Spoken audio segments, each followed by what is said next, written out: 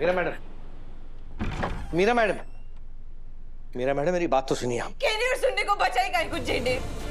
I can't believe it कि sir उस लड़की से प्यार करते हैं। अमित, सर कहा और वो लड़की कहा। सर इस कंट्री के मल्टी बिलियनियर इंडस्ट्रियलिस्ट है और वो लड़की चांदनी चौक में रहने वाले एक मामूली सी सेल्समैन की बेटी। सर रिच, वेल मैनर्ड, और वो गवार। ना कोई डिग्री है, ना कोई एजुकेशन है, ना क्लास है, ना कोई स्टेटस है। She so cheap. Meera madam, कहते हैं ना कि प्यार में इंसान अंधा हो जाता है, तो उसे ये ऊंच नीच, जात पात, अमीरी गरीबी कुछ नहीं दिखा देता, वो बस पागल सा बन जाता है। पागल तो मैं हो रही हूँ जेंडे। सर उस लड़की से प्यार कर सकते हैं, ये बात मेरे गले से उतर ही नहीं रही है। सर के दिल में उस लड़की के लिए फीलिंग्स है, ये बात मैं कैसे बर्दाश्त करूं?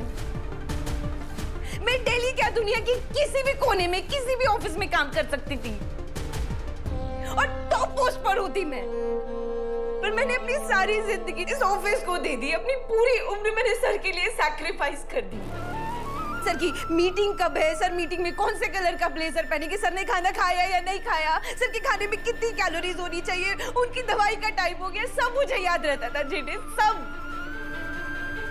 और ये सब करते करते ना मैं खुद को ही भूल गई जेने। कब मेरी प्रोफेशनल लाइफ मेरी पर्सनल लाइफ बन गई, कब ये ऑफिस मेरा दूसरा घर बन गया, मुझे पता ही नहीं चला। मैंने कभी किसी और चीज के बारे में सोचा ही नहीं जेने, क्योंकि मेरे लिए तो सबसे ज्यादा इम्पोर्टेंट सर ही थे ना। पर सर के लिए मैं एक एम्प्लॉय से ज्यादा कुछ भी नहीं थी। नहीं मेरा मैडम, ऐसा नहीं है। ऐसा ही है जेंडे, ऐसा ही है।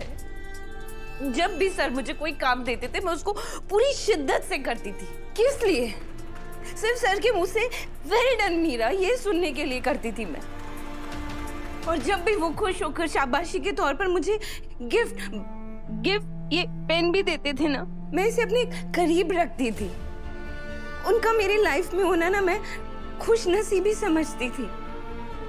मैं जब भी सर के करीब होती हूँ ना, तो मुझे लगता है कि मेरी जिंदगी कंप्लीट हो गई है। ये ऑफिस, सर, यही तो मेरी दुनिया है। पर आज उस अनु ने मुझसे मेरी दुनिया छीन ली। मुझसे मेरी दुनिया छीन ली यार जेंडे। मेरा मैडम, संभालिए अपने आप को। कैसे संभालूं मैं अपने आप को जेंडे?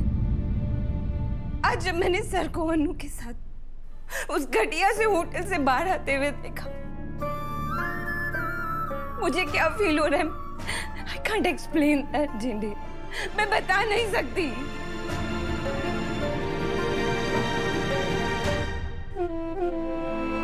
आप रोइए मत मीरा मैडम, मैं सब ठीक कर दूंगा। मैं सब ठीक कर दूंगा, सब ठीक हो जाएगा मीरा मैडम। ये झूठा दिलासा देना बंद करें मुझे जेंडे। कितनी बार झूठा दिलासा देंगे आप मुझे? सच बात तो ये है कि आप अनु का कुछ नहीं बिगाड़ पाए और ना ही बिगाड़ पाएंगे। मीरा मैडम, आप तो मुझे अंडर एस्टिमेट मत कीजिए। अब तक मैं गाड़ी फर्स्ट गियर में चला रहा था, पर अब लगता है मुझे गाड़ी फुल स्पीड भगानी पड़ेगी। आज तो मैं उस अन्नू का चैप्टर बंद करके ही आऊंगा। आज तो इस ऑफिस में या वो अन्नू रहेगी या मैं।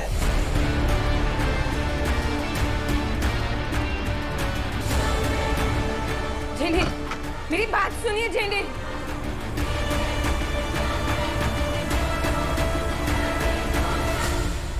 जेंडे को मैंने कभी स्टोन में बात करते हुए नहीं देखा। क्या करने वाले हैं? जब आपके अंदर इतनी भी हिम्मत नहीं है चीज एक्सेप्ट करने की, जो उस दिन मंदिर में आप ही थे, तो मुझे यहाँ रोकने क्यों आए? ये मैं आपके लिए लाई, लीजिए। ये गिफ्ट कैसे? क्योंकि सर मुझे पता था कि आप मुझे रोकने मेरे पीछे जरूर आओगे, इसलिए मैंने ये पहले ही खरीद रखा था।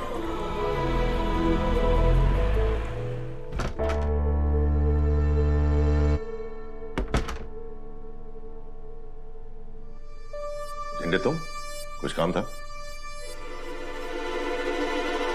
हाँ, तुम्हें बर्बाद होने से बचाना चाहता हूं। आज का न्यूज़पेपर पढ़ा?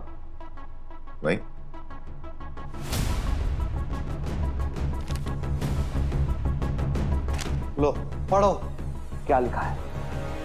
वर्धन ग्रुप ऑफ कंपनीज के मालिक आर्यवर्धन को जयपुर हाईवे पर एक लड़की के साथ एक होटल से बाहर आते देखा गया।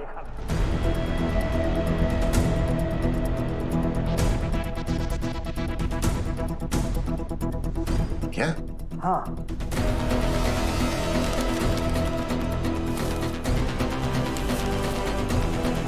ऐसी कोई न्यूज नहीं पेपर में। पर हो सकती थी। ऐसा क्या किया मैंने? क्या कुछ नहीं किया है तुमने आर्या। लाख बार तुझे समझाया कि उस लड़की का पीछा छोड़ दे, वो तेरे लिए ठीक नहीं है, पर नहीं, पता नहीं क्या भूत सवार है तेरे ऊपर। अपना सब कुछ, फोन, गाड़ी बीच सड़क में छोड़ के उसके साथ गायब हो गया। रात भर अपना काम धंधा छोड़ के मैं तुझे ही ढूंढता रहा। एक बात याद रखो आर्या, आदमी जितना ऊपर होता है ना, उतनी जोर से नीचे गिरता भी है। क्या बार बार तुम वही बातें बोले जा रहे हो? बार बार बोलना पड़ता है क्योंकि तू बार बार भूल जाता है, याद दिलाना पड़ता है। जैसे कि एक बात तो तू पक्का भूल गया होगा। कौन सी? यही कि इस कंपनी को बनाने में सिर्फ तेरा खून पसीना नहीं है, मैंने भी उतनी मेहनत की है और इस कंपनी को बचाने का मेरा उतना ही हक है। और उसी हक से कह रहा हूं, तू समझता क्यों नहीं यार?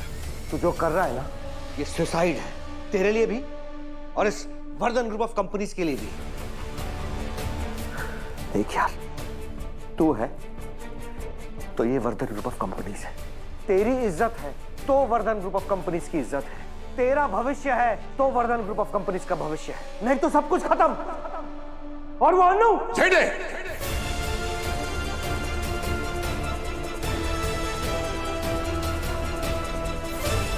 जो बात करनी है मेरे बारे में कर। बार बार अनु को इसमें मत घसीट। मैं नहीं, तूने उसे बीच में घसीटा है, भूल गया?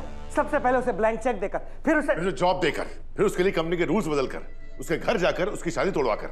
यही कहना चाहता है तू? अरे इतनी बार बोल चुका है कि सुन सुन के थक गया हूं मैं। कुछ नया तो वो बोल। नया सुनना है ना, तो सुन।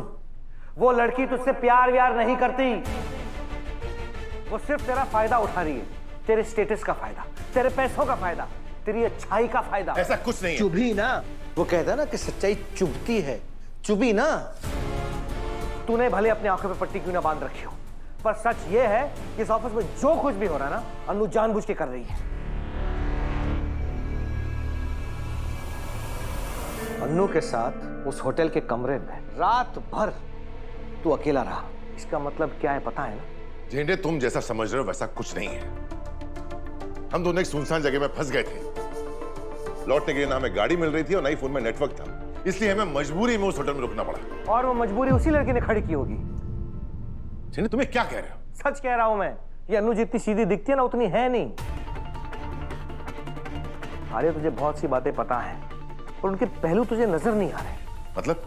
मतलब ये कि जब पहली बार तूने उसे ब्लैंक चेक दिया तो चेक अपने पास रख के बात खत्म कर सकती थी, पर नहीं, उसने क्या किया? वो चेक लेके वापस आ गई ताकि तेरी नजरों में वो अच्छी दिख सके।